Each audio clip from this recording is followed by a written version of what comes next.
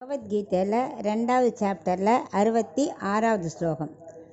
நாஸ்தி புத்திரயுக்தஸ்ய ந சாயுக்தஸ்ய பாவனா ந சாபாவயதः சாந்திः அசாந்தஸ்ய கிருதஸ் சுகம்.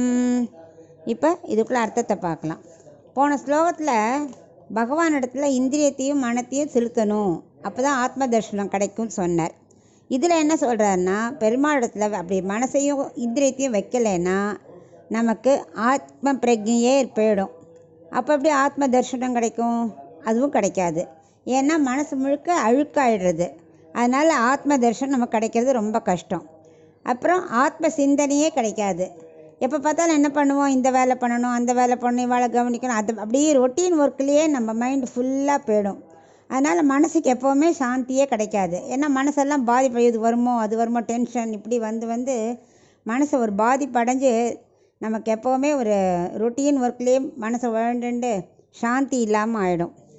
இப்போ அதுக்காக நான் உடனே சரி நான் பாலைவனத்தில் போய் கண்ணை மூடின்னு உட்காந்து தியானம் பண்ணுறேன் அப்படின்னாக்கெல்லாம் சாந்தி கிடச்சிடாது.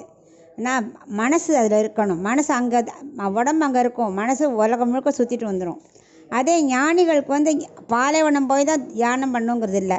நல்ல கூட்டத்துக்கு நடுவில் உட்காந்து அவள் கண்ணை மூடினாலும் அவளால் தியானம் பண்ண முடியும். ஏன்னா அவளுக்கு மற்ற ஆசைகள் எதுவுமே கிடையாது. அதனால் அவளுக்கு ஈஸி பகவான் அடையிறது. உலகத்தில் வாழ்கிறவாளுக்கு மோட்சம் கிடைக்கிறது ரொம்ப கஷ்டம். அஷ்டாங்க யோகத்தை பற்றி சொல்லியிருக்கார் இந்த ஸ்லோகத்தில். அது 4 நிலை இருக்குது. ஃபஸ்ட்டு யமம் நியமம், அதாவது புலனையும் மனசையும் அடக்கணும். 2வது ஆசனம், அதாவது பத்மாசனத்தில் உட்காந்துக்கணும், அப்போ உட்காந்து பிராணாயாமம் பண்ணணும். 3வது பிரத்யாகாரம், அதாவது மனசை மற்ற விஷயத்துலேருந்து விலக்கிட்டு ஆத்ம விஷயத்தில் இருக்கிறது, அதில் கொண்டு செலுத்துறது. அப்புறம் தியானம் தாரணம், அதாவது மற்ற ஆசைகள் எதுவுமே இருக்கக்கூடாது, எல்லாத்தையும் விட்டு ஒழிச்சிடணும். கடைசியில் இப்படிலாம் இருந்ததுன்னா கடைசியில் சமாதி, அதாவது பகவானையே அடைதல். இதுக்கு பேர் தான் அஷ்டாங்க யோகம்னு பேர்.